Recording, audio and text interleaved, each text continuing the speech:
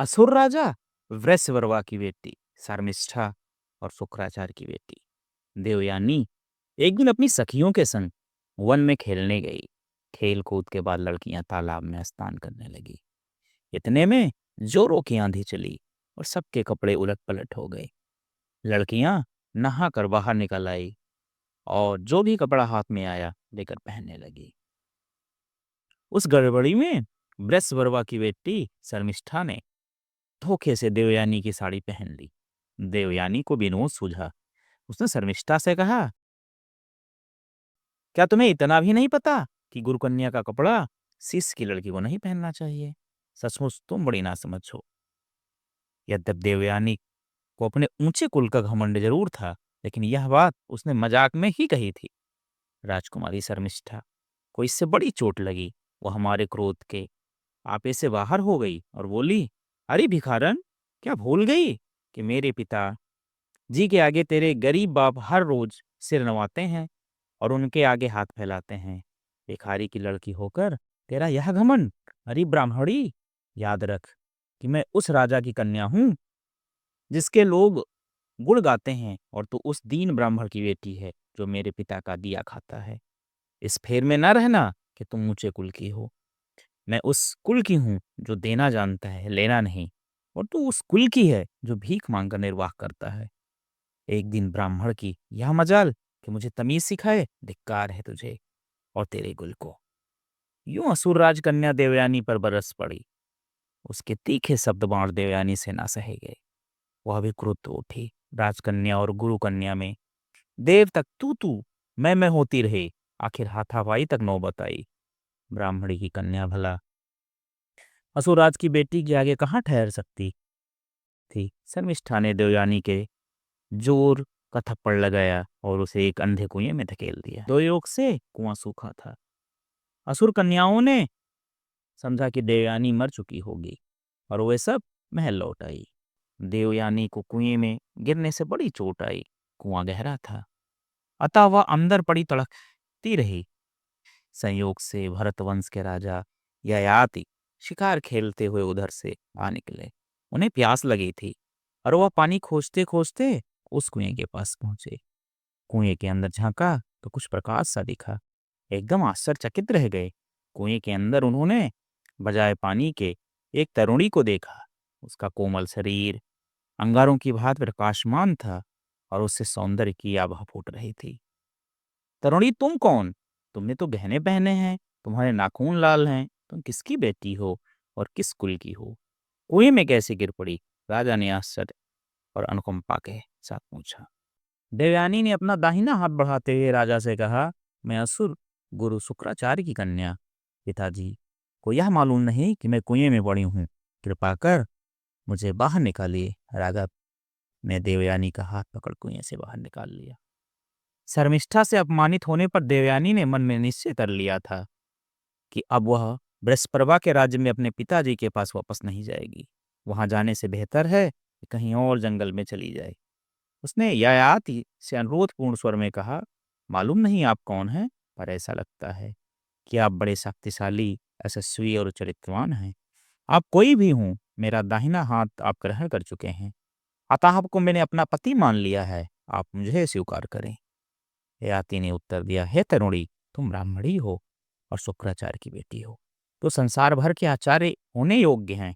मैं ठहरा साधारण क्षत्रिय, मैं तुमसे कैसे ब्याह कर सकता हूँ? अतः देवी मुझे क्षमा करो और तुम भी अपने घर जाओ। यह कहकर राजा ययाति देवयानी से विदा होकर चले गए। उस जमाने में ऊंचे कुल का कोई पुरुष निचले कुल की कन्या से विवाह कर लेता तो उसे अनुलोम विवाह कहते थे। निचले कुल के पुरुष के साथ ऊंचे कुल की कन्या का विवाह प्रतिलोम कहा जाता था। प्रतिलोम विवाह मना किया गया था क्योंकि स्त्री के कुल को कलंक न लगने देना उन दिनों जरूरी समझा जाता था। यही कारण था कि ययाति ने देवयानी की प्रार्थना अस्वीकार कर दी। ययाति के चले जाने पर देवयानी वही कुएं के पास सांप की फुफकार की भांति आहें भरती और सिसकियां लेती हुई खड़ी रही। शर्मिष्ठा की बातों ने तो उसके हृदय को छेद डाला था। वह घर नहीं जाना चाहती थी। इधर जब देवयानी देर तक वापस न आई तो शुक्राचार्य घबराए। उन्होंने फौरन अपने एक सेविका को देवयानी की तलाश में भेज दिया।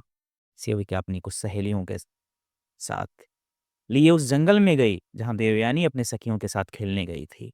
वहां एक पेड़ के नीचे देवयानी को खड़ा देखा। उसकी आंखें रोते रहने के कारण लाल हो गई थी, मुख मलिन था और क्रोध के कारण उसके होंठ कांप रहे थे। देवयानी का यह हाल देखकर सेविका घबरा गई और बड़ी आतुरता से पूछा कि क्या बात है। देवयानी के मुख से मानो चिंगारियां निकली। उसने कहा, पिताजी से जाकर कहना कि उसकी बेटी अब राजा वृषप्रभा के राज्य में कदम न रखेगी। देवयानी का यह हाल जानकर शुक्राचार्य बड़े दुखी हुए। वह बेटी के पास दौड़े आए और उसे गले लगा लिया। दोनों खूब रोए। थोड़ी देर बाद जब शुक्राचार्य शांत हुए तो देवयानी का यह हाल जानकर शुक्राचार्य बड़े दुखी हुए। वह बेटी के पास आए और उसे गले लगा लिया। दोनों खूब रोए। थोड़ी देर बाद जब शुक्राचार्य शांत हुए तो देवयानी को बड़े प्यार से कोमल स्वर में समझाते हुए बोले, बेटा, लोग अपने ही किए का फल भोगते हैं। बुराई का नतीजा बुरा और भलाई का भला ही हुआ करता है। दूसरे की बुराई से हमें कुछ भी हानि नहीं पहुंच सकती। अतः तुम किसी से या किसी पर रोष ना करो। जो कुछ हुआ उसे अपने ही दोष का परिणाम समझकर शांत हो जाओ। पर अपमानित देव यानी को इस उपदेश से शांति नहीं मिली। वह बोली, पिताजी, मुझ में दोष हो सकते हैं, लेकिन चाहे दोष हो या गुण, उन सबकी जिम्मेदारी अकेले मुझ पर ही है। दूसरों का उनसे कोई मतलब नहीं। तब दसवर्बा की लड़की ने क्यों कहा कि मेरा बाप राजाओं की चापलूसी करता फिरता है और भिखारी है। पिताजी, बताइए, क्या यह सच है कि आप ये चापलूसी करते हैं? बृहस्पति के आगे सिर झुकाते हैं, भिखारी की तरह उसके आगे हाथ फैलाते हैं। उस असुर की लड़की ने मेरा इतना अपमान किया, फिर भी मैं चुप रही, कोई प्रतिवाद नहीं किया। ऊपर से वह दानवी मुझे मार पीट कर और कुएं में ढकेल कर चली गई। फिर भी आप कहते हैं कि यह सब अपने किए का फल है और मैं शांत होकर घर वापस लौट जाऊं। पिताजी, आप ही बताइए कि इतना अपमानित होने के बाद मैं शर्मिष्ठा के पिता के राज्य में कैसे रह सकती। क्या कहकर देवयानी फूट फूट कर रोने लगी। शुक्राचार्य देवयानी को समझाते हुए बोले, बेटी, वृषवर्बा की कन्या ने असत्य कहा है। निश्चय ही तुम किसी चापलूस की बेटी नहीं हो, ना ही तुम्हारा पिता भीख मांगकर गुजारा करता है, बल्कि तुम उस पिता की बेटी हो जिसका सारा संसार गुड़गाता है। इस बात को देवेंद्र तक जानता है और खुद वृषवर्बा भी जानता है। अपने मुंह पे प्रशंसा करना अच्छा नहीं लगता, अतः मैं अधिक कुछ नहीं कहूंगा। तुम मेरे कुल की यश रूपी प्रकाश को बढ़ाने वाला कन्या रत्न हो। तुम शांत हो और घर चलो। देवयानी को समझाते हुए वह फिर बोले, बेटी, जिसने दूसरों की कड़वी बातें सह ली, उसने मानो संसार पर विजय प्राप्त कर ली। मनुष्य के मन में जो क्रोध है वह अड़ियल घोड़े के समान है। घोड़े की बागडोर हाथ में पकड़ लेने पर भी कोई घुड़सवार नहीं हो जाता। चतुर घुड़सवार वह है जो क्रोध रूपी घोड़े पर काबू पा सके। सांप जैसे केंचुली को निकाल देता है, वैसे ही क्रोध को जो मन से निकाल सके वही पुरुष कहला सकता है। दूसरों के द्वारा निंदा किए जाने पर भी जो दुखी नहीं होता वही अपने यत्न में सफल हो सकेगा। जो हर महीने यज्ञ करते हुए भी 100 वर्ष तक दीक्षित रहे, उससे भी बढ़कर श्रेय उसी को है जिसने क्रोध पर विजय पा ली है। जो बात बात पर बिगड़ता है, उसे क्या नौकर, क्या मित्र, क्या पत्नी, क्या भाई सब छोड़कर चले जाते हैं। धर्म और सच्चाई तो एकदम ही उसका साथ छोड़ देते हैं। समझदार लोग बालकों की बातों पर ध्यान नहीं दिया करते। यह सुन देवयानी ने नम्र भाव से कहा, पिताजी, मैं यद्यपि उम्र में छोटी हूँ, फिर भी धर्म का कुछ मर्म तो जानती हूँ। क्षमा बड़ा धर्म है, ये मुझे मालूम है। फिर भी इसमें सील नहीं, जो कुल की मर्यादा नहीं जानते, उनके पास रहना कहाँ का धर्म है। समझदार लोग ऐसे लोगों के साथ कभी नहीं रहते जो कुलीनों की निंदा करते हैं, कुलवानों की इज्जत करना नहीं जानते, जिनमें सील नहीं, जिनका व्यवहार सज्जनोचित नहीं। वो चाहे संसार भर के धनी हों, फिर भी चंडाल ही समझे जाते हैं। सज्जनों की ऐसी लोगों से दूर सज्जनों को ऐसे लोगों से ही दूर रहना चाहिए। तलवार के घाव पर मलहम लग सकता है, किंतु शब्दों का घाव जीवन भर नहीं भर सकता। बृहस्पति की कन्या की बातों से मेरे सारे शरीर में आग सी लग गई है। जैसे पीपल की लकड़ी रगड़ खाकर जल उठती है, वैसे ही मेरा मन जल रहा है। अब मैं शांत कैसे हूँ? देवयानी की बातें सुनकर शुक्राचार्य के माथे पर बल पड़ गए। वो वहां से सीधे असुरराज वृषभ्रवा के सभा में गए। उनका मुंह क्रोध से लाल हो रहा था। बृहस्पति को सिंहासन पर बैठे देखकर बोले, राजन, पाप का फल तत्काल ही चाहे ना मिले, पर मिलता जरूर है। वह पापी के वंश की जड़ें तक काट देता है और तुम पाप के रास्ते चल पड़े हो। बृहस्पति का पुत्र कच्छ ब्रह्मचर्य व्रत का पालन करता हुआ प्रेम से मेरी सेवा टहल किया करता था, परंतु उस निर्दोष ब्राह्मण को तुमने कई बार मरवाया, तब भी मैं चुप रहा। पर अब क्या देखता हूँ, मेरी प्यारी बेटी देवयानी को तुम्हारी लड़की ने अपमानित किया है और मार पीट कर कुएं में धकेल दिया है। वह अपमान देवयानी के लिए असहनीय है। उसने निश्चय किया है कि अब वह तुम्हारे राज्य में नहीं रहेगी, और तुम जानते हो कि वह मुझे प्राणों से अधिक प्रिय है। उसके बिना मैं यहाँ नहीं रह सकता, अतः मैं भी तुम्हारा राज्य छोड़कर जा रहा हूँ। आचार्य की बातें सुनकर बृहस्पति तो हक बक्का रह गया। वह नम्रतापूर्वक बोला, गुरुदेव, मैं निर्दोष हूँ। आपने जो कुछ कहा उन सब बातों से मैं सर्वथा परिचित हूँ। आप मुझे छोड़कर जाएंगे तो मैं पल भर भी नहीं जी सकता। मैं आग में कूद कर मर जाऊंगा। शुक्राचार्य निर्तापूर्वक बोले, तुम और तुम्हारे दानोगढ़ चाहे आग में जल मरो, चाहे समुद्र में डूब मरो, जब तक मेरी प्राण प्यारी बेटी का दुख दूर ना होगा, मेरा मन शांत नहीं होगा। जाकर मेरी बेटी को समझाओ, अगर वह मान गई तो ही मैं यहाँ रह सकता हूँ, वरना नहीं। राजा बृहस्पति सारे परिवार को साथ लेकर देवयानी के पास गए और उसके पांव पकड़कर क्षमा मांगी। देवयानी प्रणता के साथ बोली, तुम्हारी लड़की शर्मिष्ठा ने मेरा बुरी तरह से अपमान किया है और मुझे भिखमंगे की बेटी कहा है। इस कारण उसे मेरी नौकरानी बनकर रहना मंजूर हो, और पिताजी जहाँ मेरा ब्याह करें वहां मेरी दासी बनकर मेरे साथ जाने को राजी हो तो मैं तुम्हारे राज्य में रह सकती हूँ, अन्यथा नहीं। असुरराज को देवयानी की सत्य माननी पड़ी। उसने अपनी बेटी शर्मिष्ठा को बुला भेजा और उसे सारी बात समझाई। शर्मिष्ठा ने अपना अपराध स्वीकार कर लिया। उसने शर्म से आंखें नीची करके कहा, सखी देवयानी की इच्छा पूरी हो।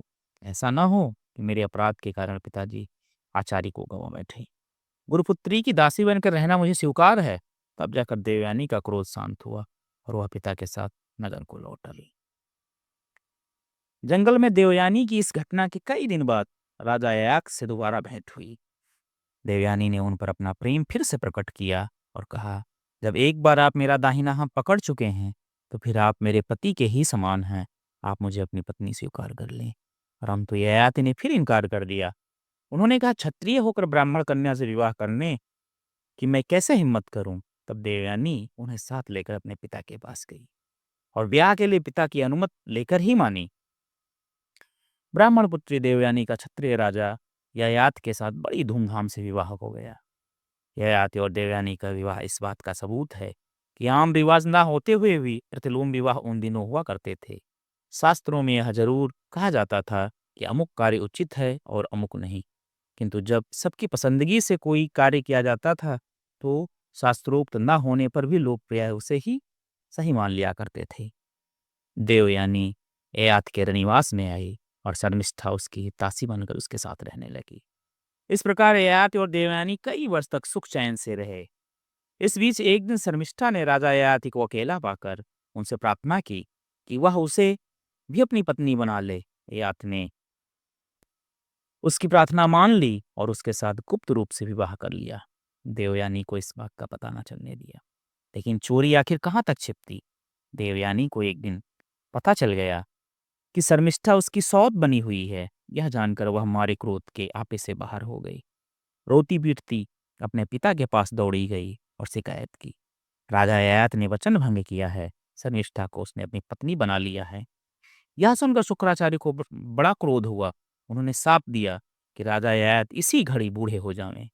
उनका शाप देना था कि ययाति को बुढ़ापे ने आ घेरा। वह अभी अधेड़ उम्र के ही थे। जवानी उनकी बीत नहीं चुकी थी और बुढ़ापा आ गया। वह शुक्राचार्य के पास दौड़े गए, उनसे क्षमा मांगी और शाप मुक्ति के लिए बहुत अनुनय विनय किया। शुक्राचार्य को उनके हाल पर दया आ गई। सोचा, आखिर मेरी कन्या को इसी ने तो कुएं से निकाल कर बचाया था। वह सांत्वनापूर्ण स्वर में बोले, राजन, तुम साफ बस बूढ़े हो गए हो। इसका निवारण तो मेरे पास नहीं है, और एक बात है, अगर कोई पुरुष अपनी जवानी तुम्हें दे दे और तुम्हारा बुढ़ापा अपने ऊपर ले ले तो तुम फिर से जवान बन सकते हो। यह युक्ति बताकर शुक्राचार्य ने बूढ़े ययाति को आशीर्वाद दिया। इस तरीके से राजा ययाति बूढ़े हो गए। ययाति की भोगविलासा अभी छूटी न थी। उनके 5 पुत्र अभी सुंदर और जवान थे। वह अस्त्र विद्या में निपुण थे और गुणवान भी थे। ययाति ने अपने 5 बेटों में से एक-एक करके प्रार्थना की कि अपनी जवानी थोड़े दिनों के लिए उनको दे दें। उन्होंने कहा, प्यारे पुत्रों, तुम्हारे नाना शुक्राचार्य के शाप से मुझे अचानक ही बुढ़ापे ने दबा लिया है। अभी तक मैंने भोग विलास की तरफ ज्यादा ध्यान ही नहीं दिया था। नियम पूर्वक कर्तव्य करने में ही मैंने अपना समय बिता दिया। मुझ पर दया करो और अपनी जवानी कुछ समय के लिए मुझे दे दो। जो मेरा बुढ़ापा ले लेगा और मुझे अपनी जवानी दे देगा, वही मेरे राज्य का अधिकारी होगा। मैं इसकी जवानी लेकर कुछ दिन अपनी भोग लालसा पूरी कर लेना चाहता हूँ। राजा के इस प्रार्थना के उत्तर में बड़े बेटे ने कहा, पिताजी, आप ये क्या मांग रहे हैं? अगर मैं आपको अपनी जवानी देकर आपका बुढ़ापा खुद ले लूं, तो नौकर चाकर और युवतियां मेरी हंसी उड़ाएंगी। क्या मुझसे नहीं हो सकता? मुझसे ज्यादा आपको मेरे और भाइयों पर प्यार है, उन्हीं से क्यों नहीं मांगते? दूसरे बेटे ने भी लगभग यही जवाब दिया। 3 बेटों ने इनकार कर दिया तो राजा निराश से हो गए। उन्होंने बड़ा क्रोध आया। फिर उन्होंने चौथे बेटे से बड़ी अनुनयपूर्वक कहा, प्यारे पुत्र, मैं असमय ही बूढ़ा हो गया हूँ। तुम थोड़े दिन के लिए मेरा बुढ़ापा अपने ऊपर ले लो और अपनी जवानी मुझे दे दो। कुछ दिन सुख भोगने के बाद मैं अपना बुढ़ापा वापस ले लूंगा और तुम्हारी जवानी लौटा दूंगा। इतनी दया तो मुझ पर करो। चौथे बेटे ने कहा, क्षमा कीजिए पिताजी, बुढ़ापा पराधीनता का ही दूसरा नाम है। बूढ़े को बात बात पर दूसरों का मुंह ताकना पड़ता है। अकेले चलते हुए भी वो लड़खड़ाता है। शरीर का मैल दूर करने तक के लिए उसे दूसरों का सहारा लेना पड़ता है। मैं अपनी स्वाधीनता खोना नहीं चाहता। चारों बेटों से कोरा जवाब पाकर राजा ययाति के शोक संताप की सीमा ना रही। 5वें बेटे पुरु से उन्होंने रुद्ध कंठ से प्रार्थना की, बेटा पुरु, तुमने कभी मेरी बात नहीं टाली। अब तुम ही मेरी रक्षा कर सकते हो। शुक्राचार्य के शाप से मुझे असमय में बूढ़ा होना पड़ा। जरा देखो तो, सारे शरीर पर झुर्रियां पड़ी है। शरीर कांप रहा है। बाल एकदम पक गए हैं। इतना उपकार अपने पिता पर करो कि मेरा बुढ़ापा कुछ समय के लिए ले लो और अपनी जवानी मुझे दे दो। जरा भोग की प्यास बुझा लूं, फिर तुम्हें तुम्हारी जवानी वापस दे दूंगा। अपने भाइयों की तरह तुम भी ना कर देना। पिता की यह प्रार्थना सुनकर पुर से ना रह गया। उसका जी भर आया। वह बोला, पिताजी, आपकी आज्ञा सिर आंखों पर। मैं खुशी खुशी अपनी जवानी आपको दे देता हूँ और आपका बुढ़ापा तथा राजकाज संभालने का बोझ अपने ऊपर ले लेता हूँ। ययाति ने ये सुनते ही पुत्र को प्रेम से गले लगा लिया। उसी समय पुत्र की जवानी ययाति को प्राप्त हो गई। पूर्व बूढ़ा हो गया और राजकाज संभालने लगा। जवानी पाकर ययाति दोनों पत्नियों के साथ बहुत दिनों तक भोग विलास करते रहे। जब पत्नियों से जी नहीं भरा तो यक्षराज कुबेर के नंदन वंश से किसी अप्सरा के साथ कई वर्षों तक सुख भोगते रहे। इतने पर भी ययाति की भोग की प्यास बुझी नहीं। उनकी वासना कम नहीं हुई, बल्कि दिन पर दिन बढ़ती ही गई। तब ययाति अपने बेटे पुर के पास गए और बोले, प्रिय पुत्र, मैंने अनुभव करके जान लिया है कि काम वासना वह आग है जो विषय भोग से नहीं बुझती। मैंने धर्म ग्रंथों में पढ़ा तो था कि जैसे घी डालने से आग बुझने की बजाय भड़क उठती है, वैसे ही विषय भोग से लालसा बढ़ती ही जाती है, कम नहीं होती है। इसकी सच्चाई मुझे मालूम हुई। धन दौलत और स्त्रियों के पाने से मनुष्य की वासना कभी शांत नहीं होती। वासनाएं तभी शांत होती जब मनुष्य इच्छाओं को अपने काबू में रखे। जिसमें न राग है न द्वेष है, वही शांति प्राप्त करता है। ऐसी स्थिति को ब्रह्म स्थिति कहते हैं। बेटे को ये उपदेश देकर ययाति ने अपना बुढ़ापा उनसे वापस ले लिया और पुरु को जवानी लौटा दी। पुरु को राजगद्दी पर बिठाकर वृद्ध ययाति वन में चले गए। जंगल में बहुत दिनों तक तपस्या की और स्वर्ग सिधार गए। दोस्तों, यदि कहानी पसंद आई हो तो हमारे चैनल को लाइक, सब्सक्राइब और शेयर करें और अपने विचारों को कमेंट बॉक्स में जरूर दें। और हमारे चैनल पे बहुत ही बेहतरीन कहानियाँ अपलोड हैं रामायण महाभारत से संबंधित। उनको जाके देखें और अपना ज्ञान का वर्धन करें। धन्यवाद।